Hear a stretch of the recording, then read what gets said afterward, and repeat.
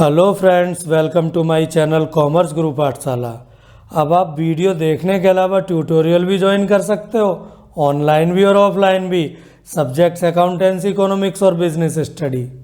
इस वीडियो में हम डिस्कस कर रहे हैं चैप्टर कैश फ्लो स्टेटमेंट। बहुत बड़ा क्वेश्चन, बहुत बड़ा फॉर्मेट होता है। मेरे कई वीडियोज़ में मैंने फॉर्मेट को छोटे छोटे टुकड़ों में बताया, बट इस वीडियो में मैं फुल फॉर्मेट आपको सिखाऊंगा फ्रेंड्स। तीनों activities, operating activity, investing activity, financing activity.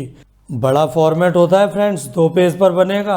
First page पर cash flow in operating activity, second page पर इन्वेस्टिंग एक्टिविटी, फाइनेंसिंग एक्टिविटी और लास्ट में कैश एंड कैश इक्विवेलेंट। इस चैप्टर में सबसे बड़ी प्रॉब्लम होती है, सर फॉर्मेट तो याद हो भी जाए पर क्वेश्चन में कौन सी अमाउंट कहाँ से आ गई ये पता नहीं पड़ता। तो ध्यान रखें, रेड कलर से ब्रैकेट में लिखा हुआ है बहुत सारी चीज़ें, उनको ध्यान से देखते रहें। और दूसरी बात, बैलेंस शीट की मेजर हेडिंग, सब हेडिंग एक बार ध्यान से समझ लीजिए। बैलेंस शीट के फॉर्मेट वाला वीडियो देख लीजिए फ्रेंड्स। सबसे पहले हम लिखेंगे क्लोजिंग सरप्लस, डिटेल्स कॉलम में पॉजिटिव डैश करके लिखा हुआ है, पॉजिटिव में होगा फ्रेंड्स। क्वेश्चन में कहाँ होगा? बैलेंस शीट में equity and liability, share holders fund major heading, sub heading reserve and surplus. Notes to account हो तो नोट लेकर आप बैंक में चले जाओ, यानी नोट्स टू अकाउंट में चले जाओ, वहां सरप्लस की वैल्यू होगी surplus, that is balance in statement of profit and loss. Closing वाली वैल्यू करंट ईयर वाली वैल्यू लिख दीजिए, लेस कर दीजिए ओपनिंग वाली वैल्यू, ये भी वहीं रिजर्व एंड सरप्लस में मिलता है। लेस करना है इसलिए ब्रैकेट में आएगा फ्रेंड्स, और इन दोनों का सम फाइनल अमाउंट कॉलम में लिख दीजिए, net profit for the year. Add होने हैं 3 आइटम, ट्रांसफर टू रिजर्व, ये भी रिजर्व एंड सरप्लस में मिलेगा। Suppose last year general reserve 50,000, इस ईयर 80,000 मीन्स 30,000 ट्रांसफर कर दिए, ऐड कर दीजिए। एंट्रीम डिविडेंड, पूरे क्वेश्चन में एक इकलौता आइटम जो एडजस्टमेंट में पाया जाता है, ये अकेला जंगली जानवर है जो जंगल में होता है। और इसके बाद ऐड कर दीजिए फ्रेंड्स प्रोविजन फॉर टैक्स, कहाँ मिलेगा? मेजर हेडिंग करंट लायबिलिटी, सब heading short term provision. Closing या मेड वाली वैल्यू लिख दीजिए, एडजस्टमेंट ना हो तो क्लोजिंग, एडजस्टमेंट हो तो मेड। एडजस्टमेंट कैसे करनी है आप एडजस्टमेंट वाला वीडियो देख सकते हैं। अब आप डिटेल्स में देखें, तीनों अमाउंट अंडरलाइन करिए, सम बाहर फाइनल अमाउंट कॉलम में लिखते हैं। अब अमाउंट कॉलम को भी अंडरलाइन, और अमाउंट कॉलम का sum net profit before tax and extra ordinary items. इसके बाद friends non cash non operating expenses होते हैं 6, और इनडायरेक्ट मेथड है तो एक्सपेंसेस माइनस नहीं प्लस करने होंगे क्योंकि इनडायरेक्ट मेथड है। Add depreciation for the year, adjustment में गिवन होगा, या नॉन करेंट एसेट में प्रॉपर्टी प्लांट एंड इक्विपमेंट की वैल्यू कम हो रही होगी, उसे आप लिख दीजिए। टेंजिबल एसेट की value, property plant and equipment की वैल्यू कम हुई, depreciation. But intangible asset, goodwill, patent, copyright, trademark, इनकी वैल्यू कम होती है, एमोर्टाइजेशन, ये भी नॉन करेंट एसेट में ही होता है फ्रेंड्स। उसकी वैल्यू कम हुई, डिक्रीज हुई, यानी लास्ट ईयर ज़्यादा थी, करंट ईयर कम। लॉस हुआ लेकिन इनडायरेक्ट मेथड इसलिए positive. Loss on sale of non current asset, loss on sale of non current investment, इस लॉस को भी चूंकि इनडायरेक्ट मेथड है ऐड कर दीजिए। इंटरेस्ट ऑन डिवेंचर और लोन, कोई लोन ले रखा है, नॉन करंट लायबिलिटी में लिखा हुआ है तो उसकी परसेंट कैलकुलेट कीजिए, और ये भी खर्चा है, इनडायरेक्ट मेथड, खर्चे को लेस नहीं करना, ऐड में लिख दीजिए। Increase in PDD, provision for doubtful डेप्ट बढ़ गया, डाउट है पैसा डूब सकता है, इस डाउट इस लॉस को भी क्योंकि इनडायरेक्ट मेथड ऐड।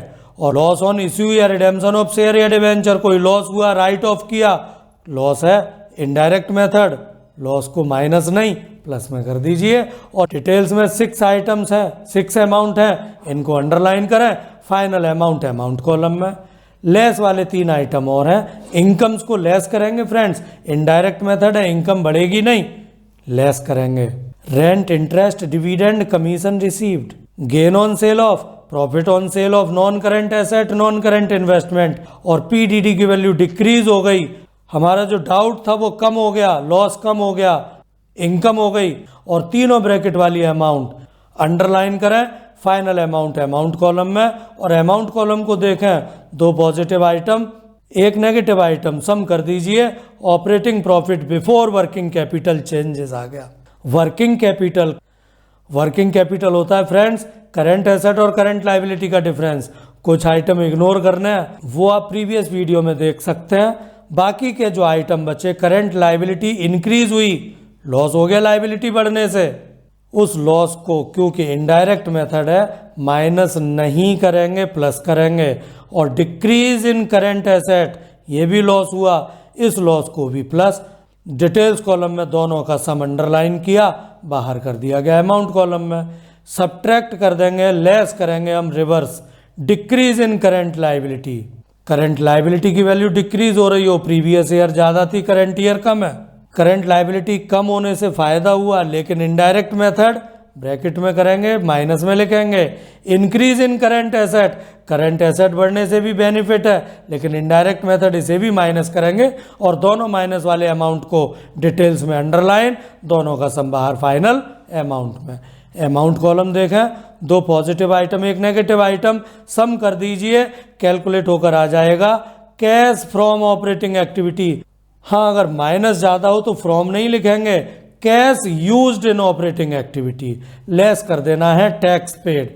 वही current liability short term provision में गिवन होगा, एडजस्टमेंट ना हो तो ओपनिंग वैल्यू यानी लास्ट ईयर वाली वैल्यू, एडजस्टमेंट हो तो एडजस्ट करते हुए पेड वाली वैल्यू। और फाइनल सम जेड ब्लैक, ग्रे शेड नहीं है, Z black, net cash from operating activity, bracket ज़्यादा हो तो नेट कैश यूज्ड इन ऑपरेटिंग एक्टिविटी, ए हेडिंग कंप्लीट। इसके बाद इन्वेस्टिंग एक्टिविटी, गिनती के 6 आइटम्स हैं फ्रेंड, और वो मिलते हैं बैलेंस शीट में नॉन करंट एसेट में।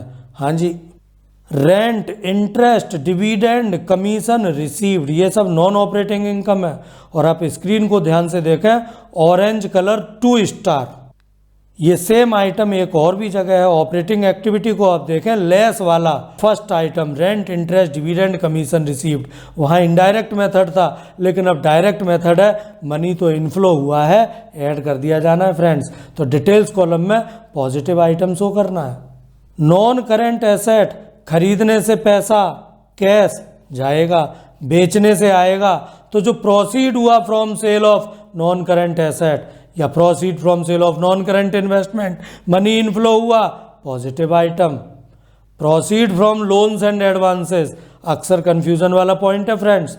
नॉर्मल लोन लाइबिलिटी साइड होता है, हमने लोन ले रखा है, लेकिन लोन्स एंड एडवांस ये लाइबिलिटी नहीं है, एसेट है, हमने किसी को लोन दे रखा है। ये वाले आइटम का एक और बात ध्यान रखनी है, नॉन करंट एसेट्स के अलावा करंट एसेट में भी हो सकता है। नॉन करंट एसेट में long term loans and advance, current asset में short term loans and advance. और इसकी वैल्यू कम हो गई हो, मतलब हमने किसी को लोन दिया हुआ था लास्ट ईयर ज़्यादा, इस ईयर वापस ले लिया तो वो वैल्यू हो गई कम, वो वैल्यू हमें प्रोसीड हुई, मनी इनफ्लो हुआ, पॉजिटिव आइटम। और डिटेल्स की तीनों अमाउंट अंडरलाइन की, सम फाइनली अमाउंट कॉलम में लिख दिया। और लेस वाले आइटम, अगर हम एसेट खरीदेंगे तो पैसा जाएगा, आउटफ्लो होगा, payment for purchase of non current asset या payment for purchase of non current investment, outflow होगा। और अब ध्यान रखें, अब इनडायरेक्ट मेथड नहीं, बी और सी हेडिंग डायरेक्ट मेथड है, आउटफ्लो पैसा जा रहा है, ब्रैकेट में लिखेंगे payment for loans and advance, last year 3 lakh, this year 5 lakh, मतलब लास्ट ईयर हमने लोन दे रखा था 3 लाख का, इस ईयर 5 लाख। मनी आया या गया? गया, आउटफ्लो हुआ, ब्रैकेट में लिख दीजिए। एक और हॉट्स आइटम सिखाता हूँ फ्रेंड, ग्रीन कलर से हाईलाइट हो रखा है, साइड में देखें ऐड वाला सेकंड आइटम, गुडविल। हाँ जी, गुडविल की वैल्यू डिक्रीज हुई हो तो ऑपरेटिंग एक्टिविटी में ऐड होगा, लेकिन गुडविल की वैल्यू बढ़ गई, मतलब हमने कोई बिजनेस खरीद लिया, उसकी गुडविल के साथ पेमेंट किया। नॉन करंट एसेट में गिवन होता है इंटेंजिबल एसेट, गुडविल की वैल्यू बढ़ गई तो कैश और मनी आउटफ्लो हुआ, ब्रैकेट में लिखेंगे। और डिटेल्स कॉलम के तीनों ब्रैकेट आइटम, तीनों सब्ट्रैक्ट होने वाले आइटम का सम अंडरलाइन करने के बाद अमाउंट कॉलम में लिख दें। और अब अमाउंट कॉलम का भी सम कर दें तो फाइनली कैलकुलेट हो गया again Z black, net cash from investing activity. पर ध्यान रखें, अगर ब्रैकेट वाला ज़्यादा हो, माइनस वाला आइटम ज़्यादा हो तो हम फ्रॉम नहीं लिखेंगे, तो हम लिखेंगे net cash used in investing activities. Sum बाहर, B heading complete. C heading की चांस, फाइनेंसिंग एक्टिविटी की चांस, फाइनेंसिंग एक्टिविटी फ्रेंड्स ध्यान रखें, इन्वेस्टिंग एक्टिविटी और फाइनेंसिंग एक्टिविटी बिजनेस स्टडी से कनेक्टेड है। Financing decision, investing decision non current asset से related है कि हमें एसेट्स में इन्वेस्ट करना है या नहीं। Financing decision sources of fund, डेप्ट होगा या इक्विटी होगा से कनेक्टेड है। शेयर होल्डर फंड और नॉन करंट लाइबिलिटी से मिलेगा। शेयर या डिवेंचर इश्यू करने से प्रोसीड हुआ, लिख दीजिए डिटेल्स कॉलम में, पर ध्यान रखें शेयर और डिवेंचर दोनों हो तो 2 लाइन में लिखते हैं। और शेयर में भी अगर दोनों तरह के शेयर हो, इक्विटी भी और प्रेफरेंस भी हो, तो उसे भी 2 लाइन में कर दीजिए। प्रोसीड फ्रॉम लोन या लॉन्ग टर्म बोरोइंग, डेप्ट से फंड कलेक्ट किया, पैसा आया, लोन की अमाउंट बढ़ गई, इनफ्लो हुआ, लिख दीजिए पॉजिटिव। केवल एक आइटम करंट लाइबिलिटी से आता है, बैंक ओवरड्राफ्ट। बैंक ओवरड्राफ्ट वाली करंट लाइबिलिटी अगर बढ़ गई, लास्ट ईयर कम थी इस ईयर ज़्यादा हो गई, पॉजिटिव आइटम, डिटेल्स कॉलम में अंडरलाइन कीजिए पॉजिटिव आइटम का सम बाहर।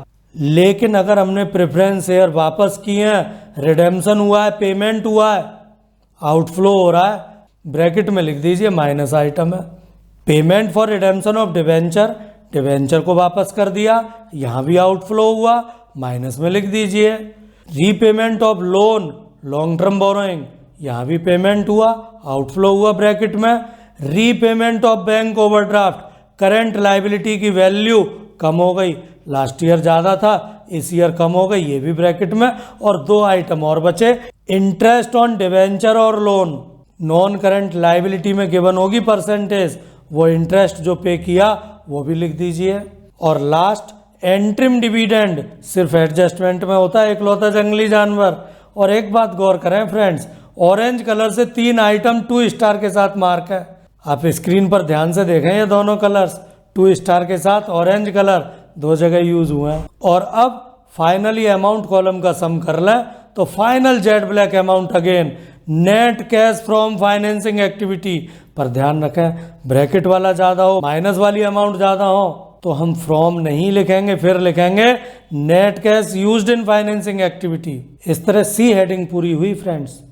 और अब last cash and cash equivalent, number D, number 4, net change in cash and cash equivalent, increase हुआ या डिक्रीज हुआ पता कैसे पड़ता है, तो आप ध्यान से देखें, Z black heading number A, Z black heading number B, Z black heading number C, इन तीनों का सम लिखा जाता है। और अगर माइनस वाला ज़्यादा होगा तो ब्रैकेट में लिखेंगे। ऐड कर देंगे friends opening balance of cash and cash equivalent. अगर इसमें नोट होगा, अगर बैलेंस शीट में नोट नंबर हो तो नोट लेकर बैंक यानी नोट्स टू अकाउंट में चले जाओ, कैश और बैंक अलग अलग होंगे, उन दोनों को 2 लाइन में लिख लो। इसके बाद ऐड कर दीजिए opening balance of current investment, details column में दोनों अमाउंट को अंडरलाइन करें, सम फाइनल अमाउंट में। और अब सम कर दीजिए चेंजेस का और ओपनिंग बैलेंस का। और सबसे लास्ट में closing balance of cash and cash equivalent, cash और बैंक अलग हो तो 2 लाइन, और closing balance of current investment, दोनों का सम और सेम आना है जी सम। क्वेश्चन आपका हो गया, गारंटी देता हूँ फॉर्मेट तो अब आपको श्यों समझ आ गया होगा। Thanks for watching my video, keep watching, keep practising hard, because hard practice is the only key to score marks. Friends मेरा चैनल सब्सक्राइब करें, वीडियो पसंद आया होगा उसे लाइक करें, और हाँ अपने फ्रेंड्स के साथ शेयर करना मत भूलिएगा।